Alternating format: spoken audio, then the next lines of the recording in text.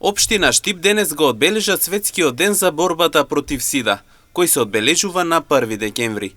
По повод истиот ден, општината во изминатиот период реализираше проект преку кој сите средношколци се запознаа со ваквото заболување.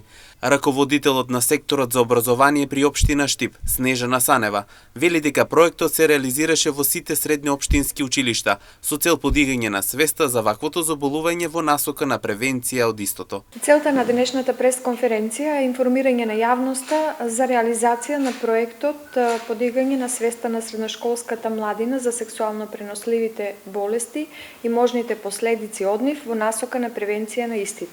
Овој проект е дел од програмата за еднакви можности за 2024 година.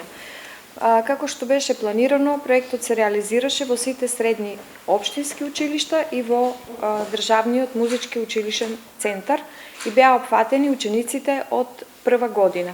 Целта на проектот е, како што и самиот наслов кажува, да се заштитат учениците, односно да се информираат превентивно за опасностите кои што се кријат од пренесување на сексуално преносливите болести.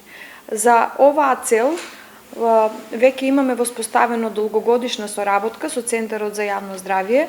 Морам да кажам дека овој проект се реализира уште од 2010 година, веќе 15 години, со мал прекин во време на пандемијата, така што секоја година се прават испитувања на знаењето и предавања. СИДАТа и понатаму представува здравствен проблем во светот, па затоа целта за новата 2025 е поголем процент, односно некаде околу 90 од заразените се навремено диагностицираат и добијат соодветна терапија, додава доктор Светлана Живкова. СИДАТа и понатаму представува глобален јавноздравствен проблем.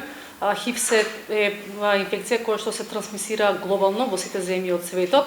Така да целта до 2025 година е сите оние кои што живеат со ХИВ вирусот, 90% од нив да бидат диагностицирани на време, 95% од овие диагностицирани лица да добијат навремена животно спасувачка антиретровирусна терапија и 90% од дисите да имаат немерливо ниво на вирусни копии во својот систем со цел да се намали преносот на ХИВ инфекцијата. И покрај тоа што Македонија представува земја со ниска преваленца на ХИВ и СИДАТа во нашата земја, сепак почнувајќи од 1987 година, кој е диагностициран првиот случај на ХИВ вирусот, па се до оваа година, регистрирани се 687 случаи на ХИВ и СИДА.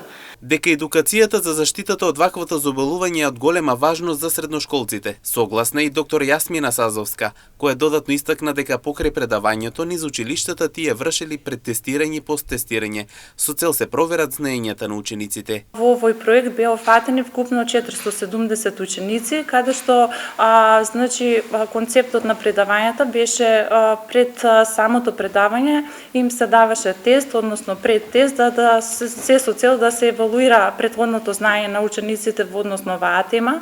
Потоа од наша страна беше спроведено предавање на оваа тема и после завршувањето на самото предавање беа направено посттестирање се со цел да се утврди евалуираното знание од страна на самите ученици. Од наша страна од сите резултати од предтестот и посттестот беа спроведена соодветна анализа на добените резултати и таа анализа покажа дека имаме соодветно подобрување на позитивните точните одговори од предтестот во посттестот, некаде во проценти 23% во однос на позитивните резултати и исто така имаме тренд на намалување на неточните одговори од пред и посттестот, некаде 130 и нешто %. Инаку борбата против СИДА трае повеќе од 30 години. Главната цел на овој ден е да се предупреди и да се обезбеди трансфузија на крв, како и третман и профилакса.